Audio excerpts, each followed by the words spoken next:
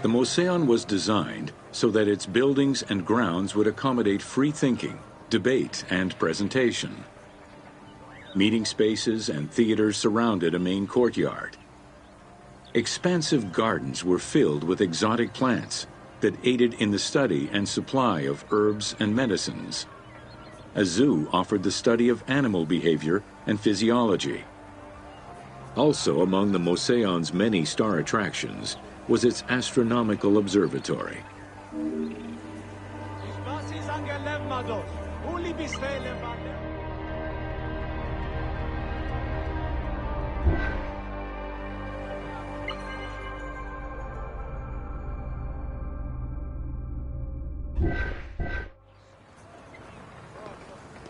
Ανερέον δε και γινόν το ιερέον διατριβέον. Ούδι εστε ανάγκεν.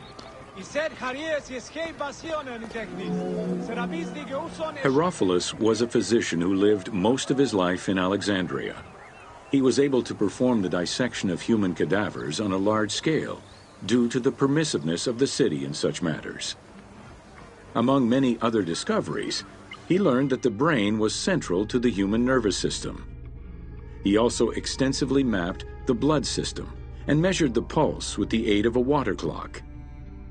It is reported that in his thirst to understand human anatomy, he performed 600 vivisections on live prisoners.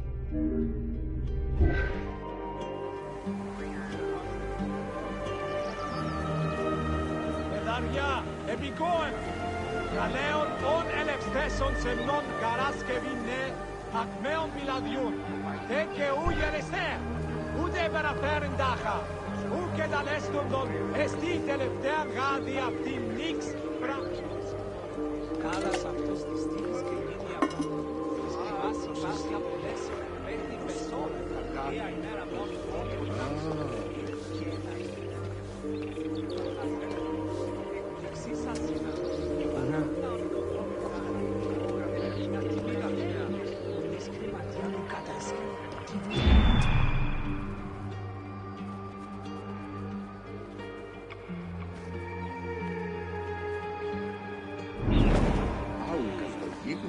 Εγώ συλλέξω ή και τα ηλία δε και σύζυγος.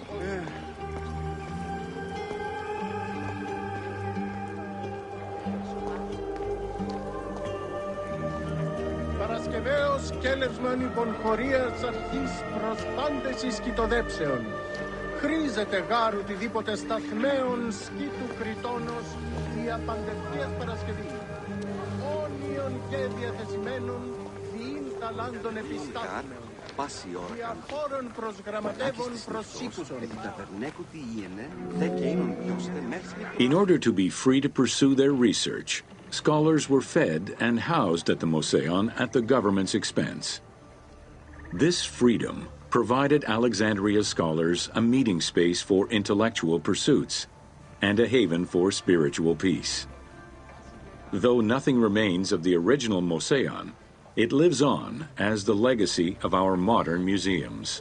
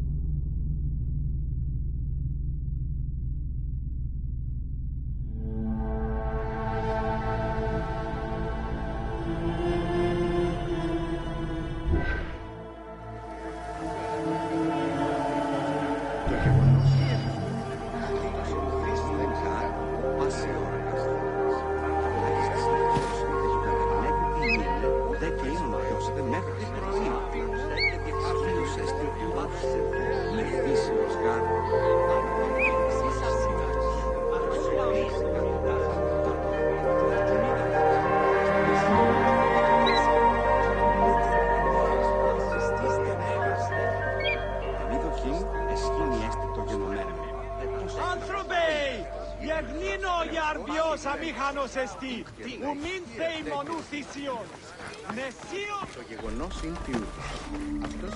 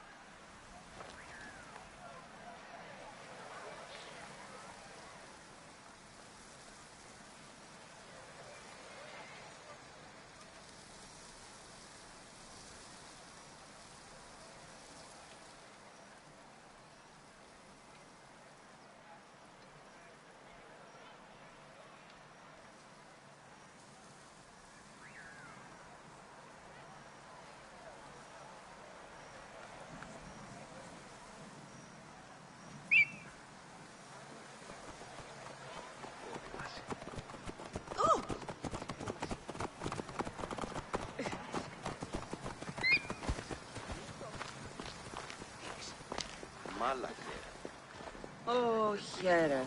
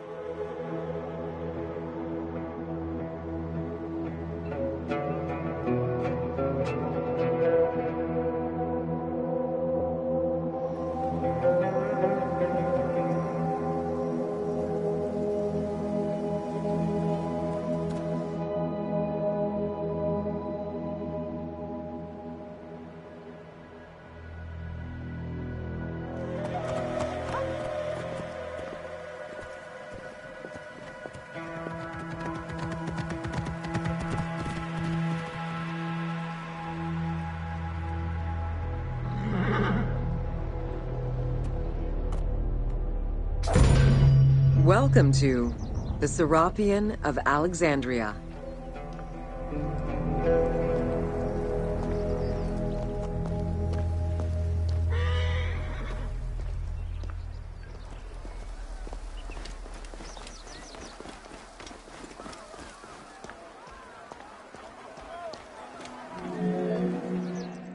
In a city of numerous magnificent attractions, the Serapion was considered to be the most beautiful temple of Alexandria.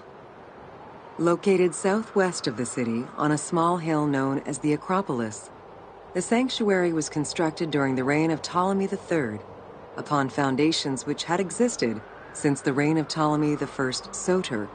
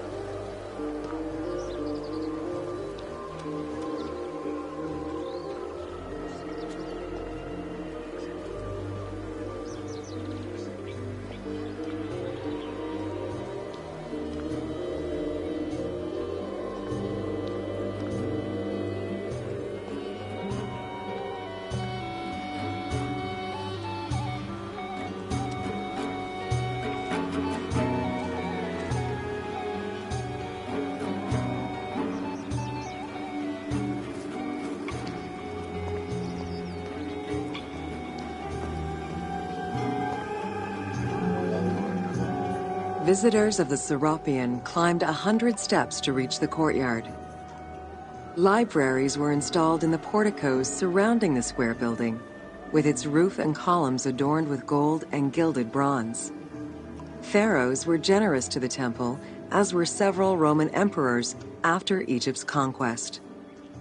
An inner temple housed the statue of Serapis, dedicated to healing the sick.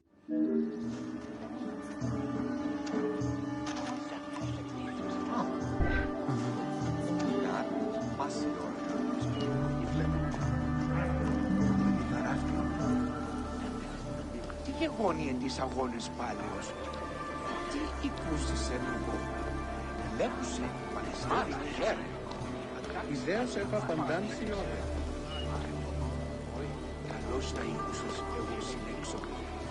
Έγινα φέραστο. Πάθη αφήκνουμε τας αγοράς. Αγγελίες κάτω. Υποψηλά γραφεγίας εστιν εσάβριον δείχνυντο. Η πόλης πάσα ανηρεύτιστο.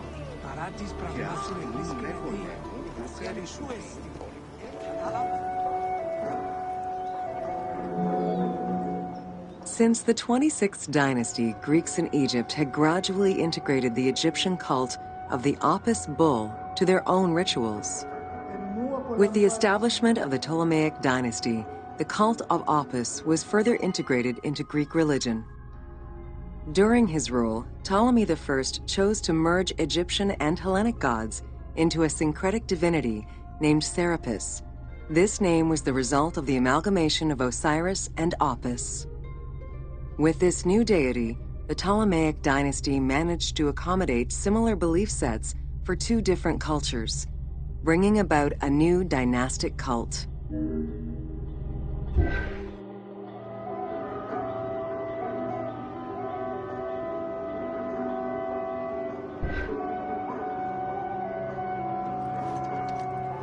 Ω της ωφελίας, ευχέριν, εφέσεσθε.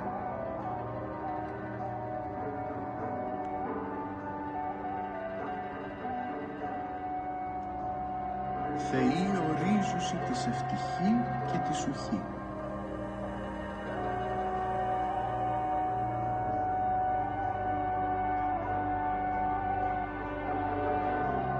Σεύσο τα πάντα πληρώνει και τα πάντα υποπτεύει δείξει τη χρήσε ποιήν.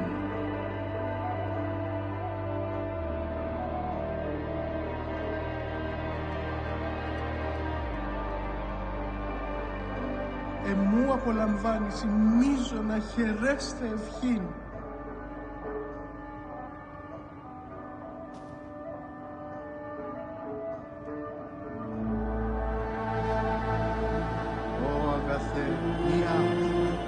Καλός και αγαθός αΐνη κάπου.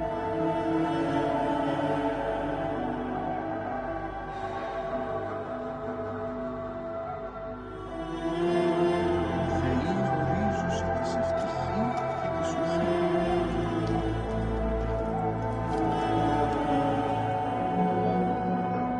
Since the 26th dynasty, Greeks in Egypt had gradually integrated the Egyptian cult of the Apis bull to their own rituals. With the establishment of the Ptolemaic dynasty, the cult of Apis was further integrated into Greek religion.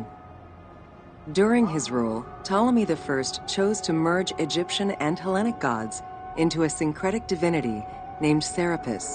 This name was the result of the amalgamation of Osiris and Apis. With this new deity, the Ptolemaic dynasty managed to accommodate similar belief sets for two different cultures, bringing about a new dynastic cult.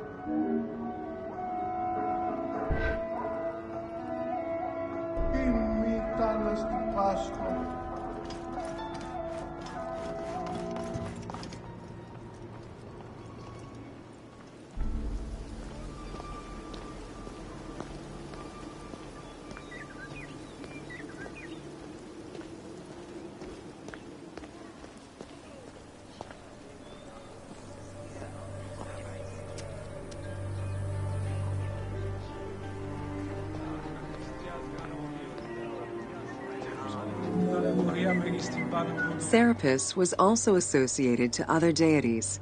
including Asclepius, a Greek god of healing.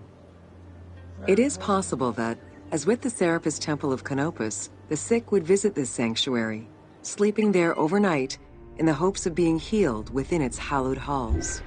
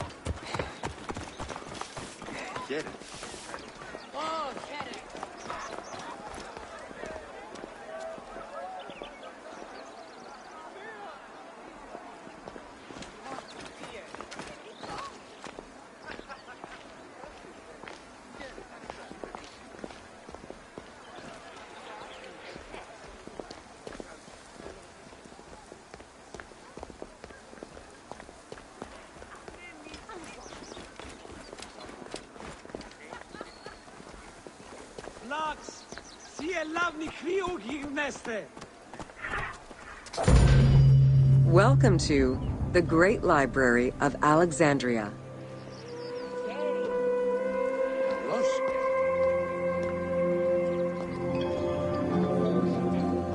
Near the district of royal palaces and within the Moseon was the most famous library of all antiquity. The Library of Alexandria was built to house all of human knowledge. At its pinnacle, the library was believed to contain over 700,000 parchments.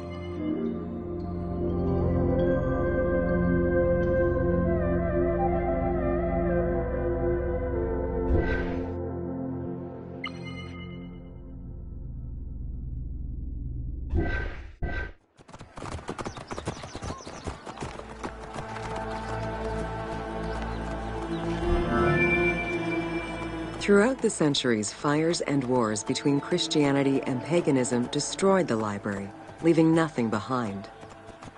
The loss of the building, and more importantly, its vast collection, is immeasurable. As no descriptions are available, the team's rendition of the Library of Alexandria was inspired by the visuals of the Library of Chalcis at Ephesus.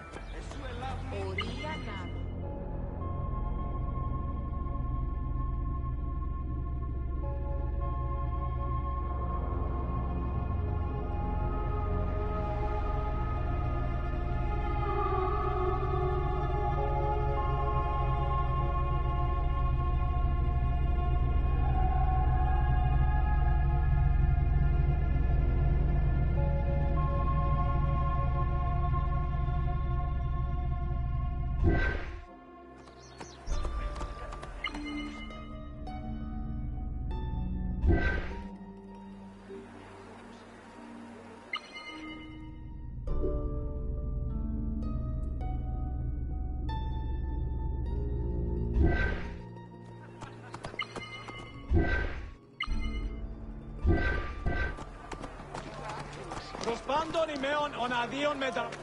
Φεύγει, γιατί πάταξε. Σφάλματα, Καρμέγαν, κατάσταση οργίζει με.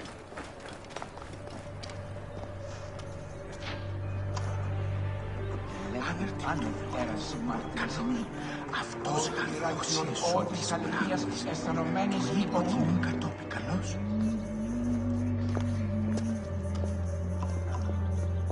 Μάλαχερε. While much of the collection was purchased at the government's expense, the library also obtained books through other means. Any books owned by travelers coming through the city were seized to be copied for the library. The copy would then be returned to the owner, and the original entered into the library's collection.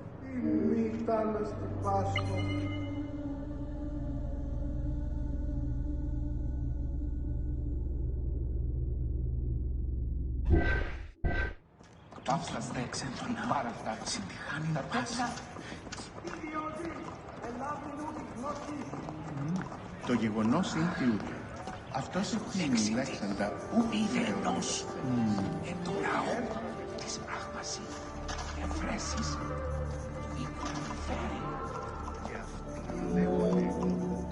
Alexandria offered unrivaled intellectual and cultural attractions. Eminent scholars from Athens, Rhodes, and other Greek centers traveled to the city to learn and engage with other free thinkers. Both the Mouseion and the library were at the center of groundbreaking ideas and creative expression.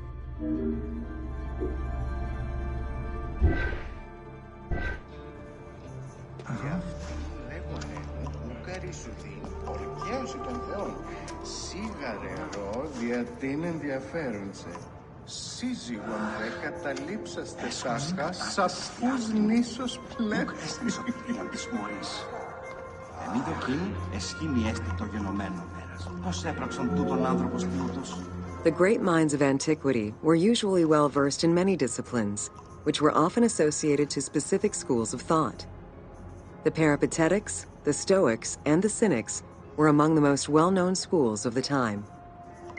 It is clear that Alexandria lived up to its fundamental role as a city for intellectuals, nurturing many great minds whose impact reverberates through our modern world.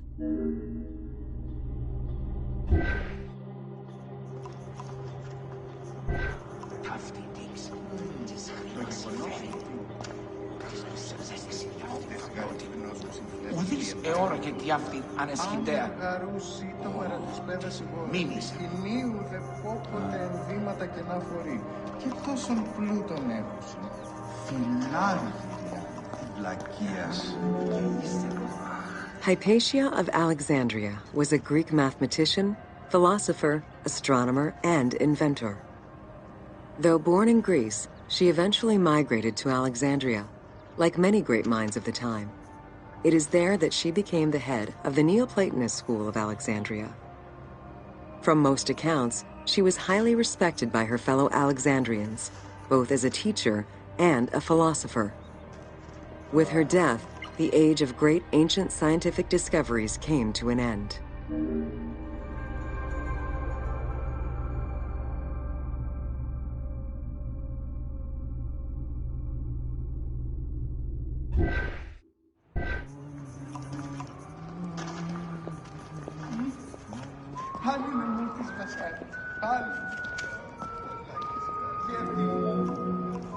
Callimachus was born in Cyrene and educated in Athens. After his studies, he moved to Alexandria to work in the great library. A poet and a critic, he strongly rejected the epic format of Homeric poems and instead fervently supported a shorter, more judiciously formulated style of poetry. His epigrams and elegiac poems were emulated by later poets. His work was extremely popular, second only to Homer's own works.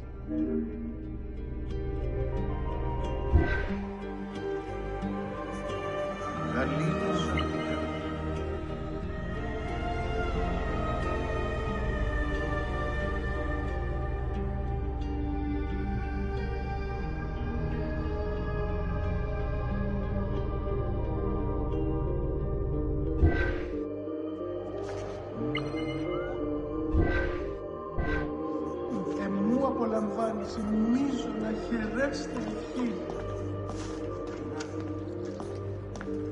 Κράτης την ψυχή, χάριν ιδέ. Θεή, εόρατο. Ευτυχώς επέρασε η θεία.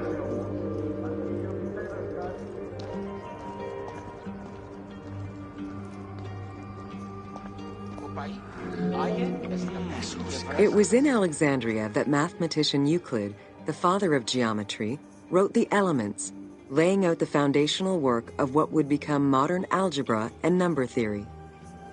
Euclidean geometry would become one of the most influential systems in the evolution of mathematics.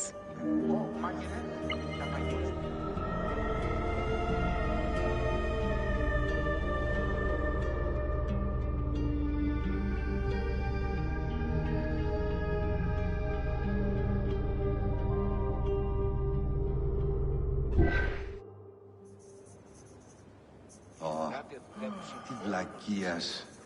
Ο γραμματεύ, άγιο προς το γραφείο μου, έβρε την επιστολή προς τη εστήλαση με ιεφό. Ο Σιτέμβρος πολύ δαπανηρός πολί των Σύντων και των Αραπόσιτων. Καλώς καλά.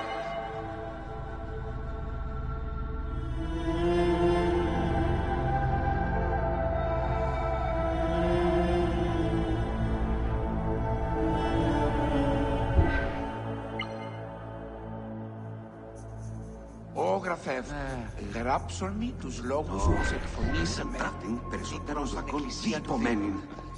Ο Σιτέμβρος πολύ δαπανηρός πολί των Σύντων και των Αραπόσιτων. Αυτόν υπάσχομαι. Αυτόν εκεί. Έσχος κατάστασης και αυτήν. Ουκ έστιν σωτηρία της μόλις. Αχ, κορένει μία. Μάγειρε, τα μαγειρευόμενα όσπρια σκληρά εισήν. Απορριθέτωσαν ταύτα και μαγείρευσον άρνιον κρέας κατά καστάνων. Δεόμεθα πλήρους σιτοβολώνας δια των σύντων ονιγουράσαμε. Λέραν τάτην περισσότερων βλακών διπομένην. Ο διδάσκαλ ταχύτερον πελάτη, τους πέτας μου. Εύρος τη φάσιν τούτης εμένης. Αχ, Χριστόν εστίν ουδής. Χρήσιμος, αχ. How do you calculate the circumference of the Earth? With a camel, 2 sticks, and shadows cast by the sun. This is what Eratosthenes of Cyrene described in his principal work, Geography, while he was director of the Great Library of Alexandria. He is credited for the invention of the armillary sphere around 250 BCE.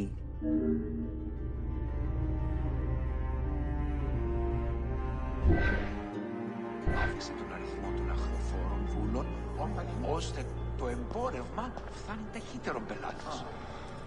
Αχ, αχριστιάς γαρορίων υπερβαρκιάσεως. Όχ, ταλαιπωρία μεγίστη πάλιν τούτο. Γιατί αυτός μόνον τους πραγμάτων πράττει. Απορριθέτωσαν ταύτα και μαγείρευσον άρνιον κρέας κατά καστάνων. Δεόμεθα Άλλην και πάλιν ιδιώτας. για τον σύντον ονιγουράσαμεν. Ο Παΐ, άγε στην αποθήκη και ευρές τα σκαρκίας πλάκας για την κοπή νομισμάτων.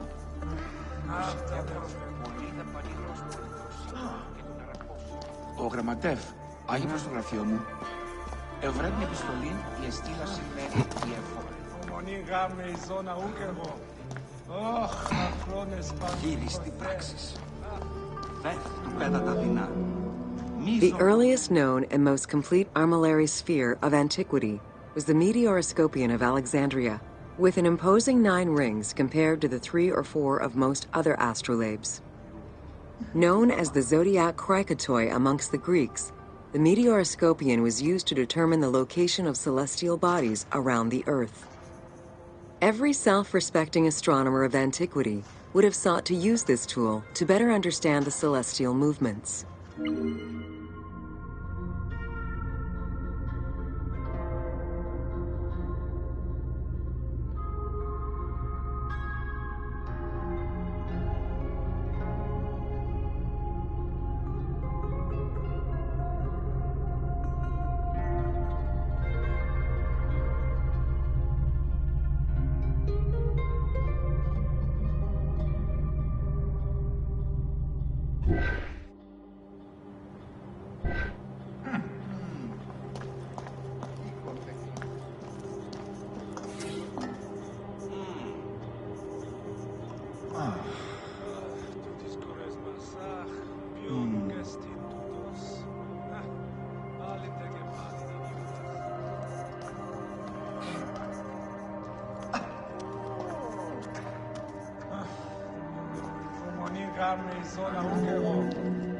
Pythagoras of Samos was a well-known and respected philosopher and mathematician. He is best known for the Pythagorean theorem. However, there is proof that the theorem existed in Babylonia and India long before Pythagoras was born, casting some doubts as to who exactly originated the theorem.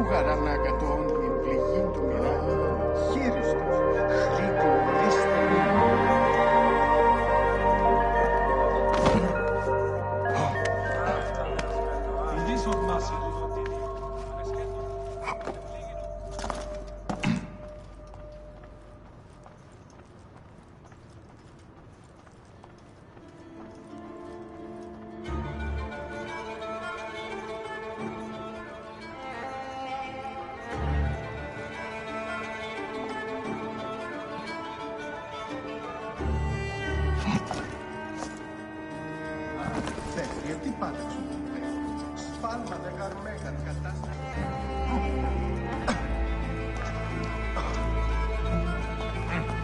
Γύρι στην πράξη. Φέρνει την πέρα καρδιά.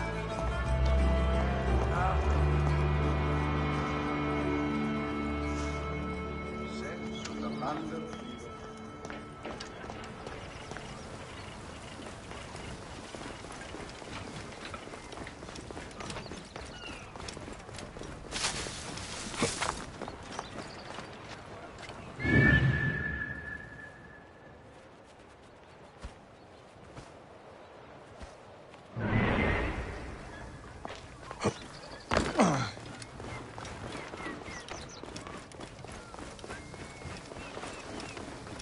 Χαίρε, τι πράττεις?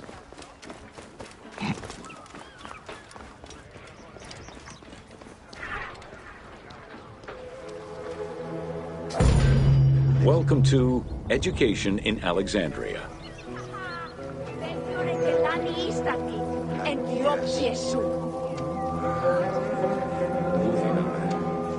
The education of young Alexandrians did not differ from the one generally dispensed elsewhere in ancient Greece. At the age of 7, the child was taken in charge by a tutor, who then became responsible for instilling an elementary education as well as good moral principles.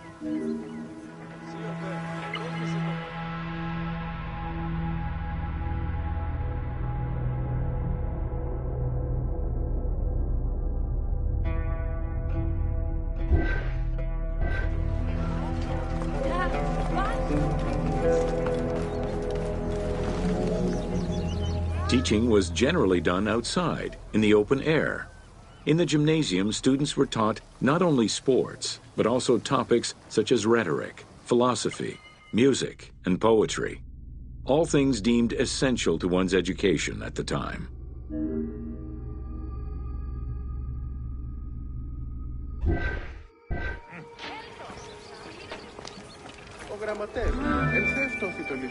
Here, both girls and boys are shown attending a class given by one of the rhetoricians of the era. The team made the choice to show both genders attending class within the context of the game world. Even though it is historically inaccurate, the team felt it was not necessary to prioritize historical sexism over inclusive gameplay.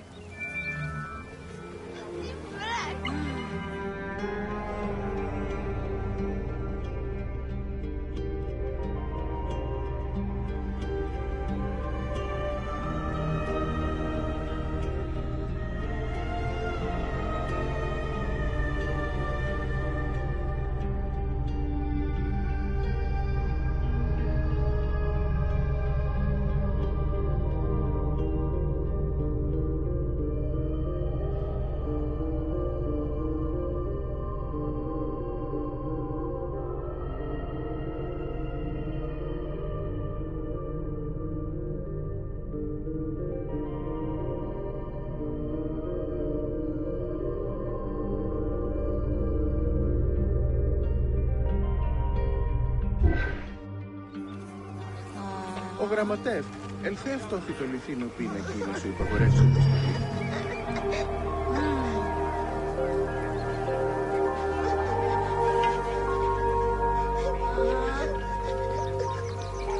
Όταν μία έγραψε στα γραμματεία, τελώνεις με. Πλακών περίπως, πάσε.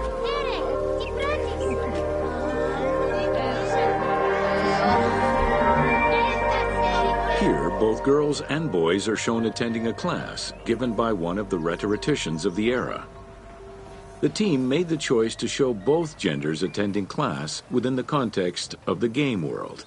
Even though it is historically inaccurate, the team felt it was not necessary to prioritize historical sexism over inclusive gameplay. Ο γραμματεύ, ελθέ αυτόθη το λιθίνο πίνακι να σου υπαγορεύσει τη στολή.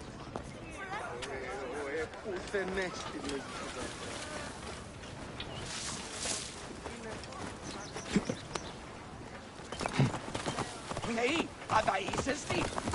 Ο κορμούς είναι αιώρων απόλυσε.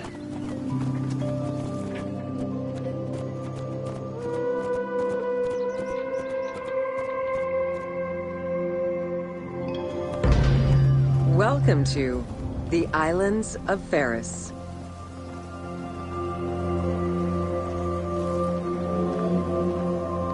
The Heptastadion was a bridge-like causeway connecting the island of Ferris to mainland Alexandria. Its name is based on the Greek terms of measurement, hepta, meaning 7, and stadion, which is a measure of length of roughly 180 meters.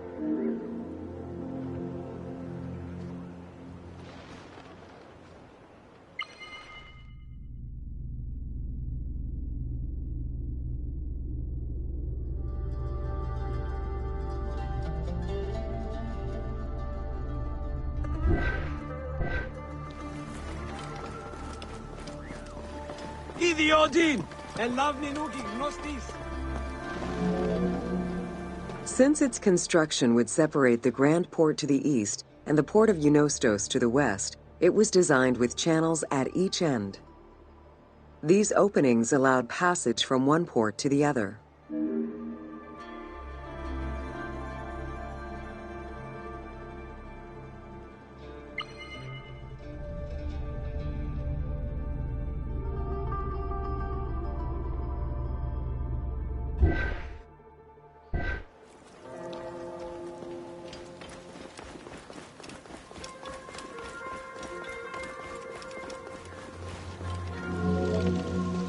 Along with creating separate harbors for the commercial and military shipping, the causeway served as a main aqueduct for the island's inhabitants.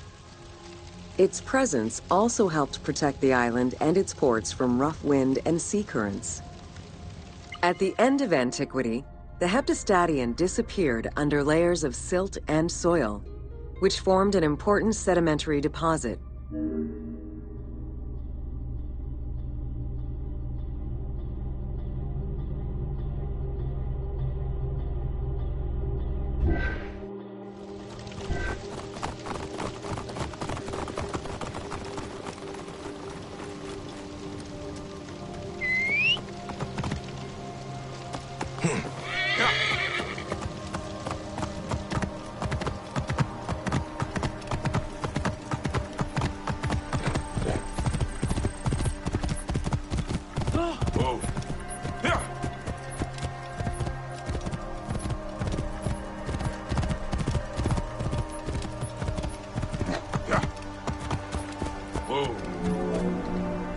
While the Serapeum was the most celebrated of the temples in Alexandria, many other temples were built within the city.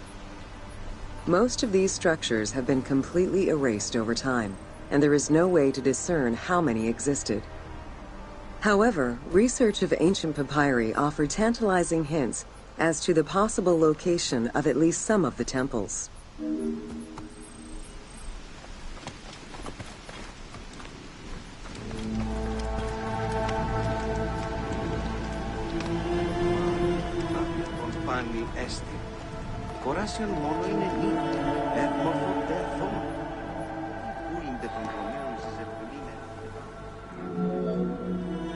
Both papyri and coins reveal evidence of many temples built for the gods.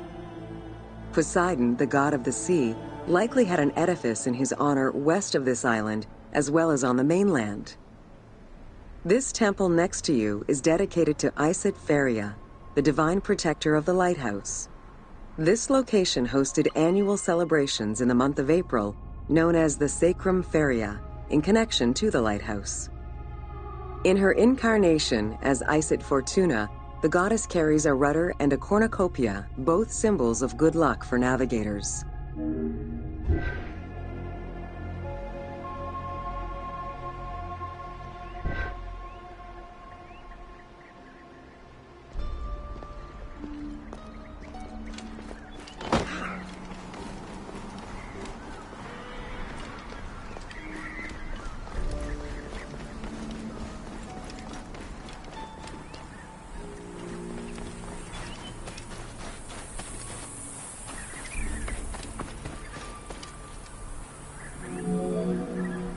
Considered one of the 7 wonders of the ancient world, the Lighthouse of Alexandria was a source of great pride for the inhabitants of the city.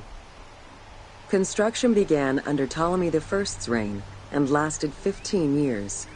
It was completed during his son's rule.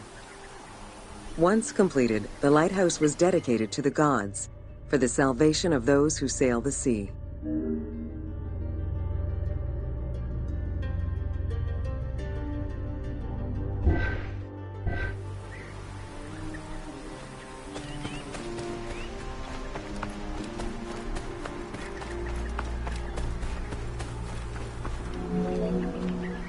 Built on the island of Pharos, the stone structure was 3 tiers set on top of one another in a step formation. The second floor consisted of an octagonal tower, and the top floor was a cylindrical tower topped by a statue. The interior provided space for staff rooms and a ramp which allowed the transport of fuel to the upper floors.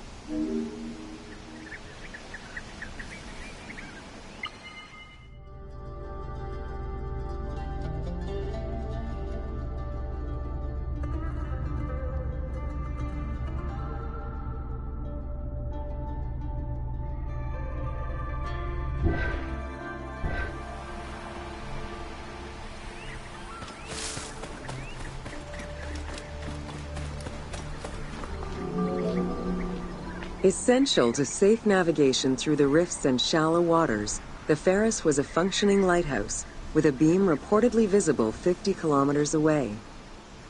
It's unclear what kind of fuel was used or how much. Any other details of how the light worked remain a mystery.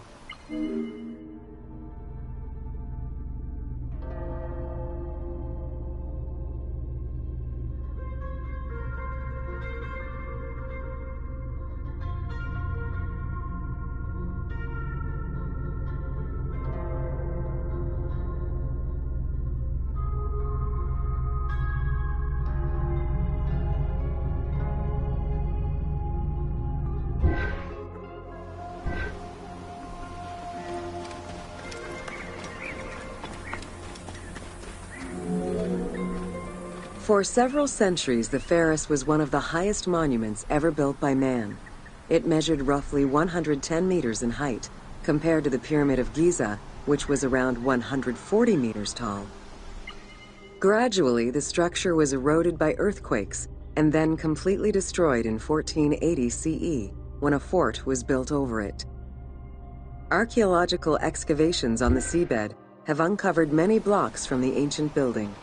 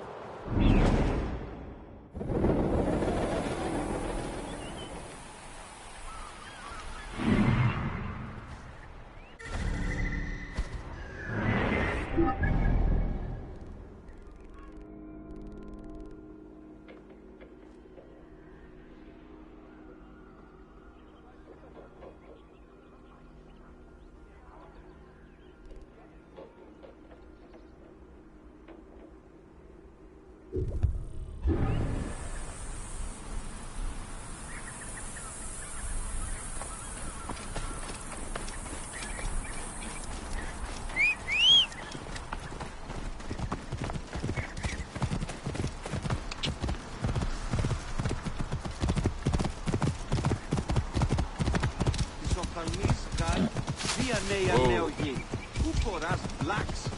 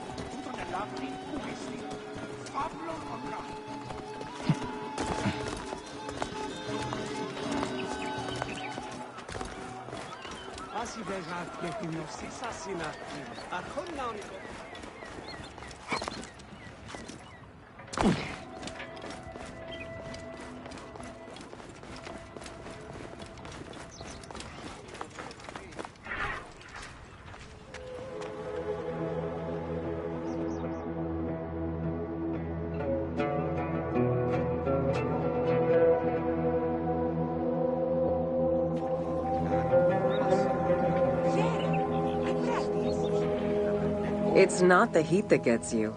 Well, it might, if the miles and miles of endless barren desert without water don't first.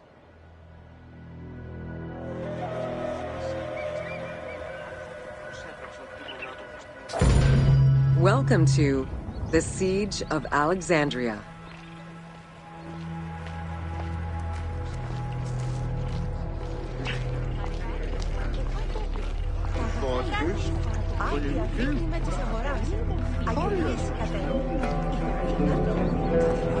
Among the collection of writings attributed to Julius Caesar are his descriptions of the Siege of Alexandria, the Gallic Wars, and the commentaries on the Civil War. These archives contain information on different campaigns, the wars of Alexandria, Africa, and Spain. Each of them recounts Caesar's military activity from 58 BCE to 45 BCE. Though Caesar's documents remain a main source of information, it's important to note that the perspective is limited.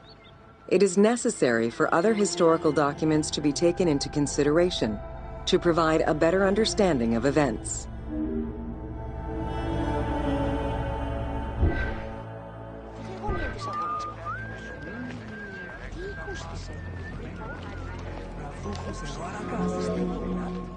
The Siege of Alexandria closely relays the events of the Civil War that led up to the event and describes how Caesar was besieged in the palace of the Ptolemies.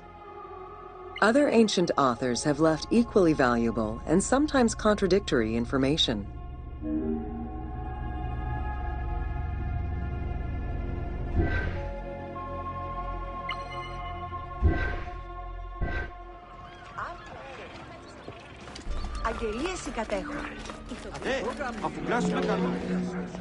In the events leading up to the Siege of Alexandria, Cleopatra VII and her brother were fighting over control of Egypt. Young King Ptolemy XIII's regent, Pothinus, had firm control over the young pharaoh, and an outmaneuvered Cleopatra soon went into hiding. This set the stage for Pompey's arrival in Alexandria. Having lost his battle against Caesar in 48 BCE, the Roman general turned to his allies, the Egyptians, for safe harbor. But on the advice of Pothinus, Ptolemy XIII had Pompey assassinated in the hopes of earning Caesar's favor. This would turn out to be a most unfortunate decision.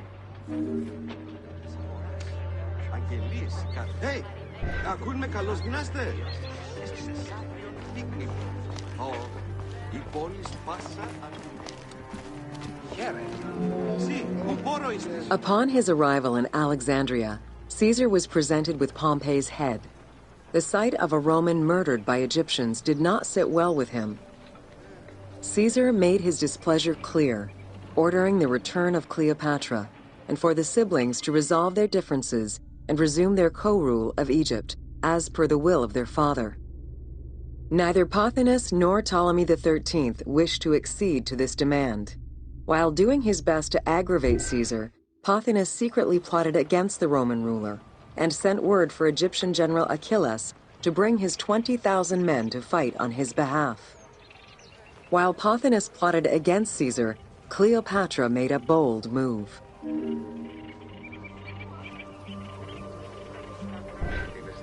Hey, ακούν με καλώς τι να είστε.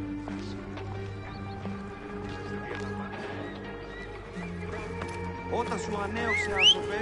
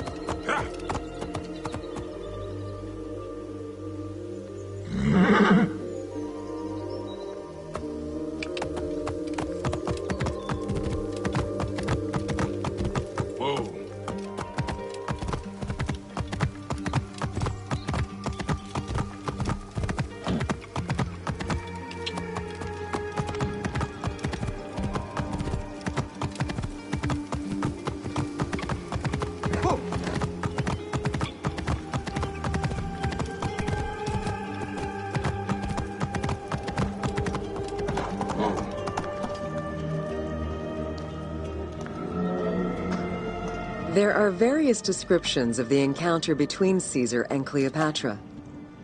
One report states that she snuck into the palace alone at night. Another account claims she was accompanied by an ally and was brought inside the palace wrapped in a carpet bag. Though exactly what happened at this fateful meeting is up for debate, what is known is that Cleopatra met with Caesar and earned his approval. Pothinus and Ptolemy XIII were most vexed with this turn of events.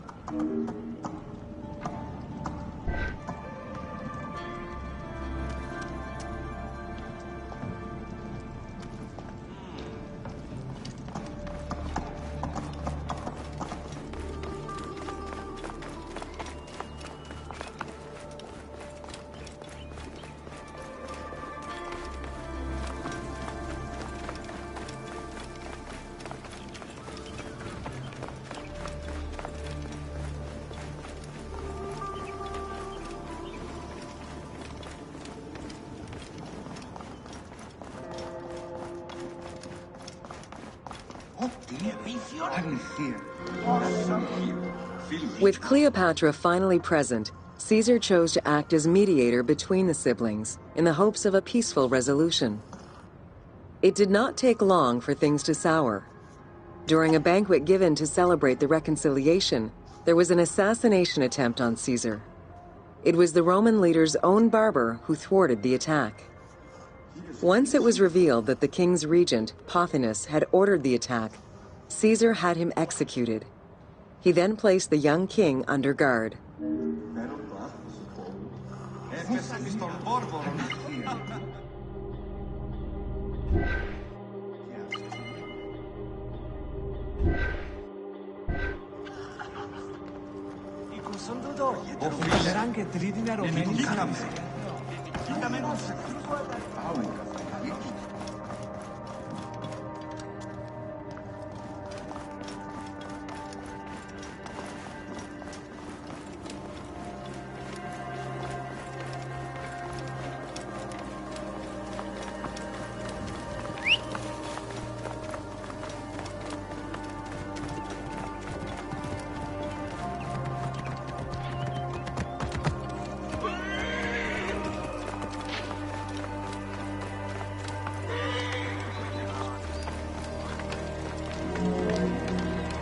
Caught within the palace with roughly 4,000 troops, and with the knowledge that the arrival of enemy forces was imminent, Caesar sent for help from Syria, Rhodes, and Cilicia. He ordered his men to dig a ditch around the palace and build a wall leading to the harbor. This would ensure Caesar's access to the sea. When Egyptian General Achillas arrived in the city with 20,000 men, the battle for Alexandria began.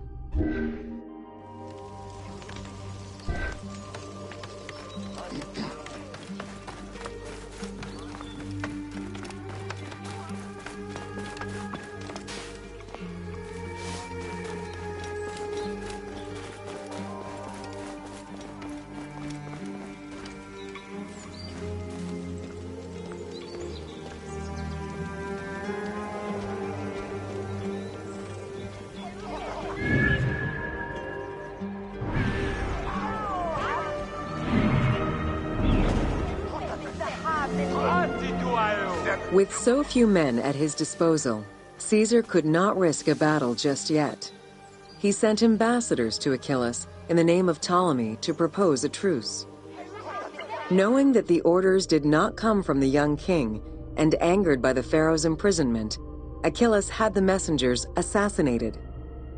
With Caesar confined within the palace, Achillas positioned his troops around the city.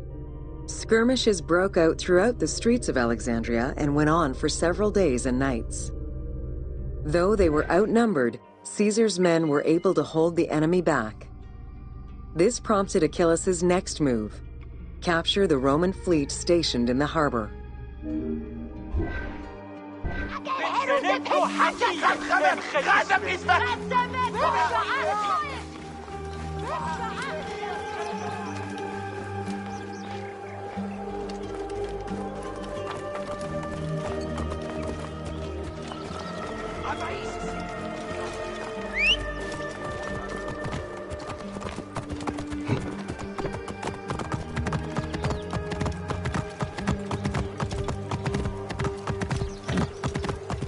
Ούκο παρά του ιδίου, ίσως αρμονεί δύο κατασχέτηση.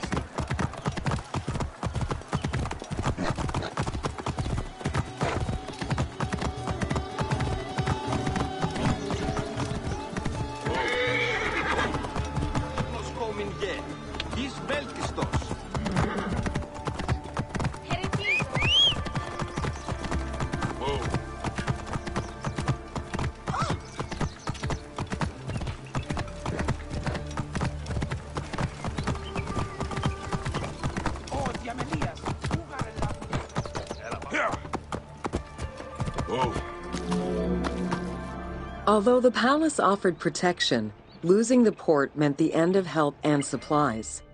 Caesar knew he had to protect the fleet. While he and his troops succeeded in regaining control of the port, he knew it would be impossible to sustain. Caesar ordered the burning of the ships. With passage back to the palace closed off, he headed for the lighthouse of Alexandria.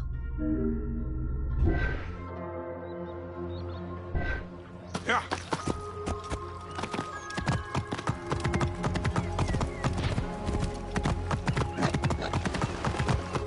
Whoa. Fighting their way through the Egyptian troops, Caesar and his men eventually reached Pharis Island. There, they took refuge within the lighthouse. With easy access to the open sea, Caesar was able to send messages to his allies requesting reinforcements and more supplies. The island fort also allowed him to control access to the harbor by relying on the chains used by the Egyptians to control ship traffic to and from Alexandria's docks.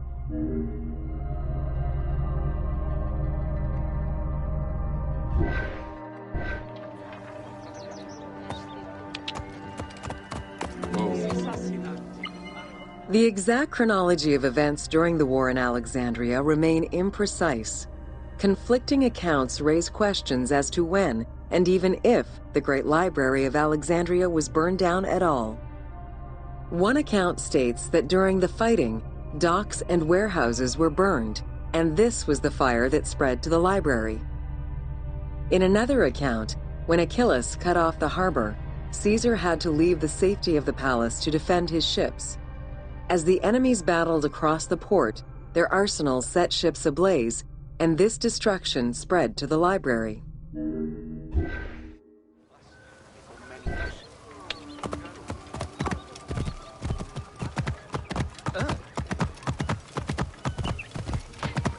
Whoa.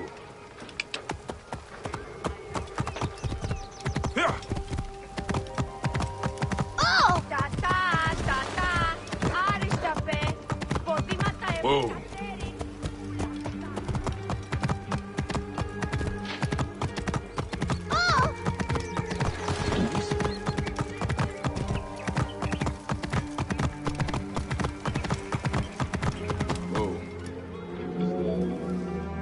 In either case, the Great Library was not completely destroyed. Experts point out that its location was too far from the harbor, and much later texts refer to the Great Library as being intact.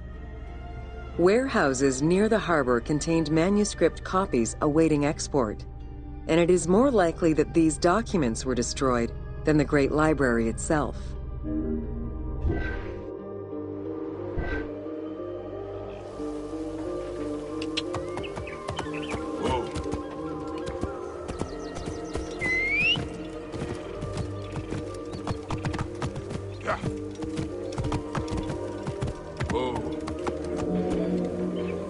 The destruction of the Great Library may have been due to a number of fires over the ages.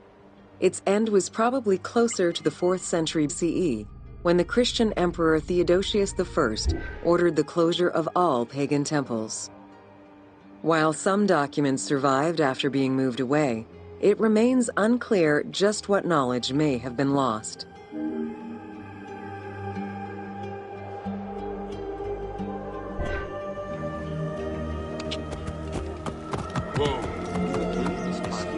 Where there are accounts of Achilles being in control of the battle against Caesar, it appears that instead Cleopatra's sister, siding with her brother, had him killed and put her ally Ganymedes in his place.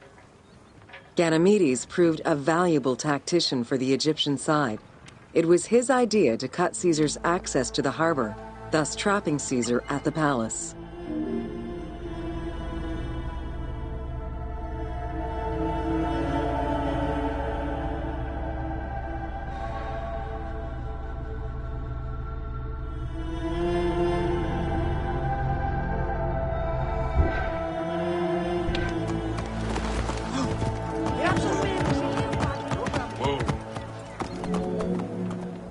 During the time of Ptolemy I, canals had been dug throughout Alexandria to provide fresh water.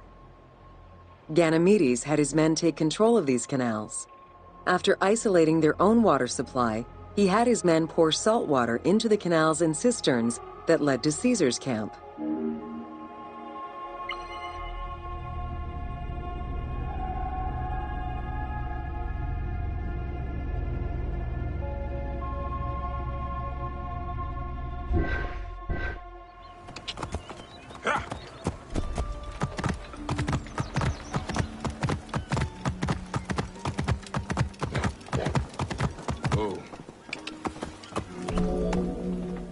Panic erupted in Caesar's men. They wouldn't last long without fresh water. Recognizing that the porous limestone could help them, Caesar and his men dug wells to restore their water supply. Days later, the 37th Legion, comprised of Pompey's soldiers, arrived by ship. Unable to come ashore due to the winds, Caesar risked going out to meet them on the peninsula, Cape Chersonese. When the enemy learned Caesar's location, they rushed to intercept. Despite an obvious advantage for the Alexandrians, Caesar, with a Rhodian ship full of skillful sailors, emerged victorious.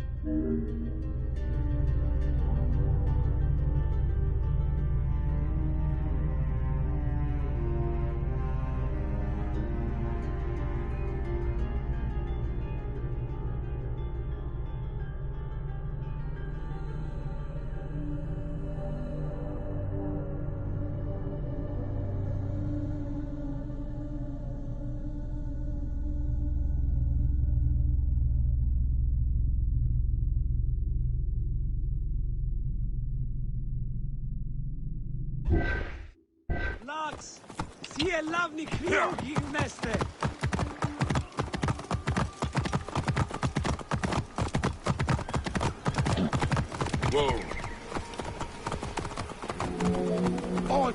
With help from the Allied ships, Caesar's victory enabled him to push the Egyptians back and secure the lighthouse.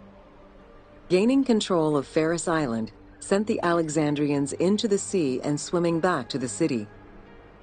However, Caesar's fortification of the island didn't last long. The enemy regrouped and were set to storm the island. Panic-stricken, in spite of Caesar's encouragement, many of his men then fled their posts, either by ship or jumping into the sea.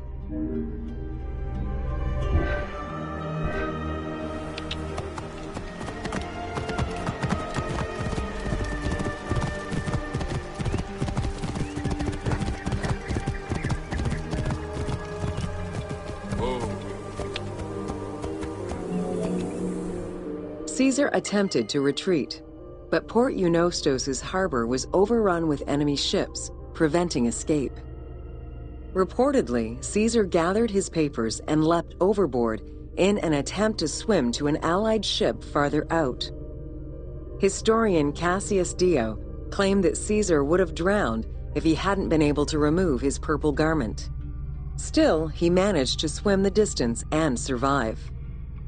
The Alexandrians recovered the cloak and used it as a trophy to commemorate the Roman debacle.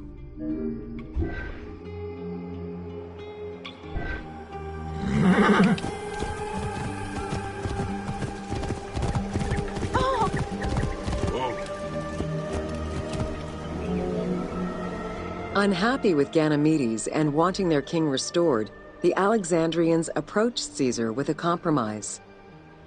Caesar agreed to release Ptolemy XIII after entreating him to spare the kingdom and remain loyal to Rome.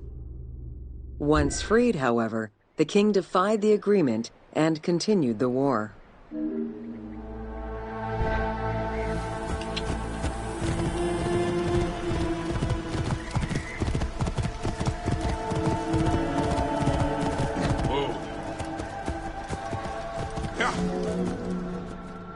By this time, a faithful ally of Caesar's, Mithridates, arrived in Egypt, clashing with Ptolemy's troops at Pelusium.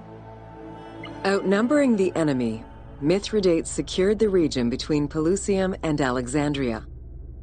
Ptolemy, warned of Caesar's ally marching on Alexandria, sent his troops to prevent passage over the river.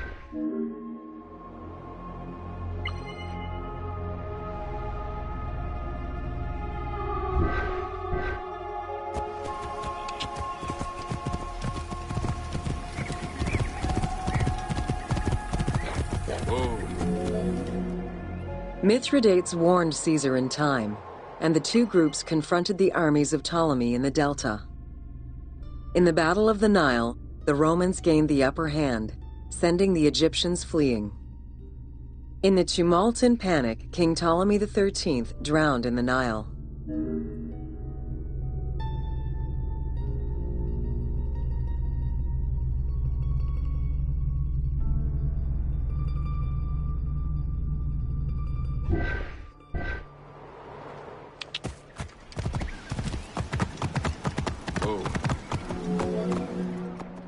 After the siege ended, Cleopatra VII married her younger brother, Ptolemy XIV, enabling her to reign over Egypt until 30 BCE. Under her rule, Alexandria settled into its position within the Roman Empire, and eventually surpassed Athens as one of the most important cities in the Roman Empire. Julius Caesar remained in Egypt for a short time. He and Cleopatra would later have a son named Caesarion.